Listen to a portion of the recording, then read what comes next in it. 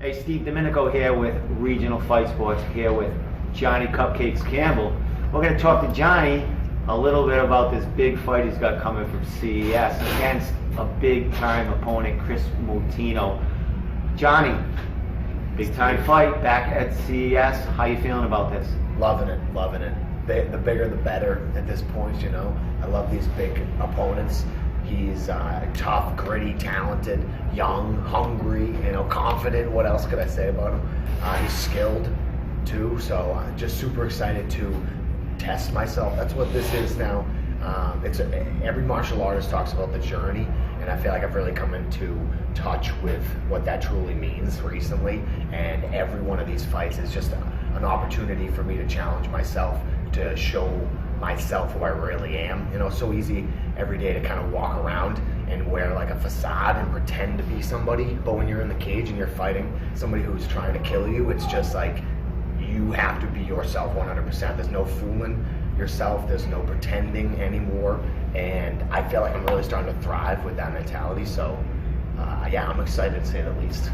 Well, you know, long career for Cage Titans, buddy. Yes. 2019 started not in the Cage Titans cage yet. Yeah. You had that big fight, January, late notice, yep, against Johnny, Mr. Nice Guy, yep, yeah, the champ of, you know, reality. Great guy. You went in there, late notice, had a great fight. You know, close fight. Yeah, close fight. You know, teeter-tottering on the decision there. Yep. You go in there, late notice, you have that great fight against a really great opponent. Probably one of the best guys around, you know. You get back in there, another late notice fight for the same promotion, reality. Yes. You go in there this time, you go against an undefeated young stud. Wicked. That's, you know, very successful. Definitely. And you finish them. Yes.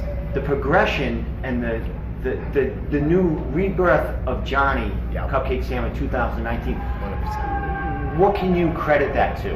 I mean, I have to credit to Johnny Lopez and the 3 judges who judged that fight. So in the first round, I had Johnny Lopez in what I would consider an armbar that would be a tap out scenario for most people, and he is just so tough, such a veteran, that he fought through an armbar that I really should have finished, and it just wasn't in my mindset at that moment to just break his arm. I put him in the armbar and I was like, okay, this is where you tap now, and then he was like escaping, and it's like, there goes my opportunity. And you just don't get a lot of opportunities like that against such a high level guy.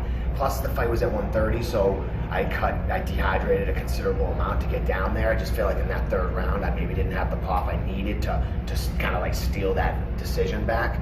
But so I still thought that I won the fight. So first round, he escapes that armbar that I probably should have finished, and then the fight ends and the judges don't see the fight like I thought they should have saw it.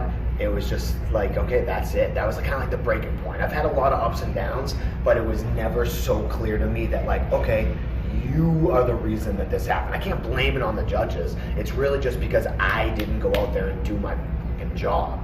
And if I had just tapped him out or broke his arm, or had, you know, a little more cardio at the end of that fight, then I win that fight. So going into Lugo, it was like, if you have something, you're gonna break it, and you're gonna go in there. I remember taking a creative writing class, and one of the first assignments was, all right, you're gonna write the directions on how to make a peanut butter and jelly sandwich, and you want to do that as like intricately as possible and creatively. How many words can you put into the directions for a peanut butter sandwich? I want it to be so good that even a child knows what I'm describing, and that's what I need to do to these judges. These judges are not necessarily educated, I don't think, on the level that maybe should be. I don't know if they see some of those tiny little things that are happening, you know, in these fights, and so it was like, look, I'm going out there, I'm going to do exactly what I need to do to not only prove to these guys that I'm winning, but that I'm also constantly putting Lugo in a position where he wants to give up. And I'm going to do that to Kris Moutinho, and I'm going to do that to every single opponent that I get in the cage with from here on out. Facing Kris. Such a tough guy.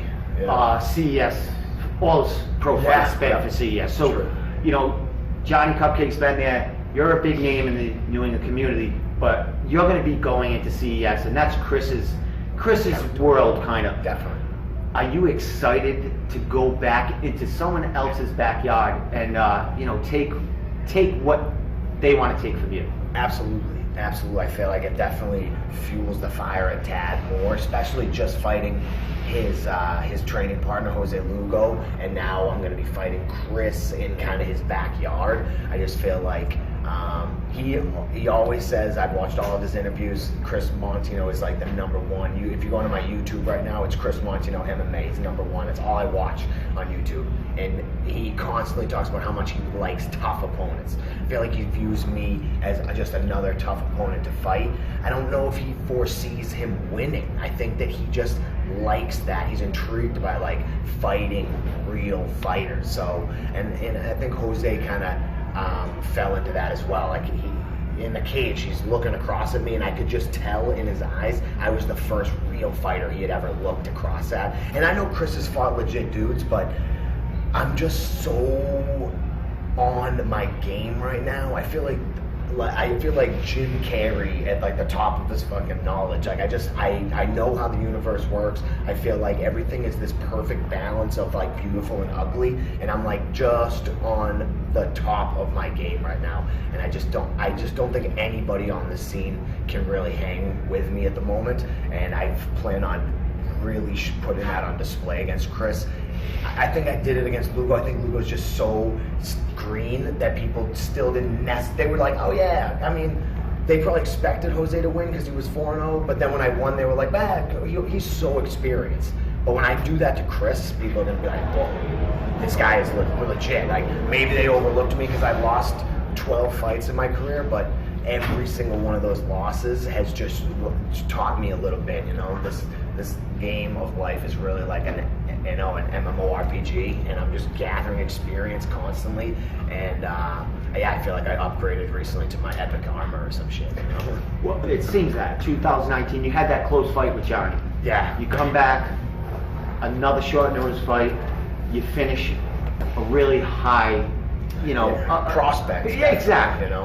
Now you have a proper training camp now compared to late notice. Yeah. What does that do for you to know that you have this proper training camp and what you've done in the last two fights on short, and now you're going to CES, one of the biggest spotlights in New England, definitely against one of their fighters, basically. What does that do for your confidence as far as having this training camp? I mean, it definitely gives me more confidence, but my body is just made for fighting at this point. Like for all these fights, I conditioned myself for high intensity intervals where we're exploding for short amounts of time and then resting, and then exploding for short amounts of time and then resting. I mean, after the first round at Lugo, it was like I hadn't even fought a round. I mean, going into that second round, I got on top of him at one point, and his coach was like, I don't know, whatever it was, scoot away or something. And I thought to myself, I could do this all day. I could literally do this all day long, and I know he can't do that. And even Kris, who's known for having a good gas tank and being incredibly tough, I just don't think that he is quite on the level that I'm on. And part of that is just people don't necessarily give me a ton of credit. I feel like I think I fall into this like journeyman category, but I really, I do. I'm trying to really like leverage this thing that I've been growing, and I think Kris is just the perfect opponent to display that. And just super excited, especially to have a full camp. Full camp is nice, but yes, on 2 weeks, 13 days notice, I've just made for this. My body is just crafted to fight, and fighting just doesn't stress me out like it does some other people, and I just don't get tired like the way some folks do. So I am excited to have a full camp, but I feel like we can go right now, we can go tomorrow, and I would still just rise to the occasion and perform at my best.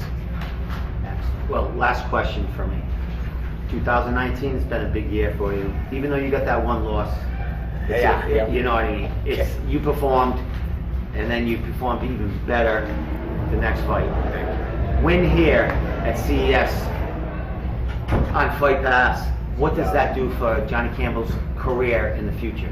I feel, especially right now at this point, the way UFC and everything is growing, MMA is so hot right now.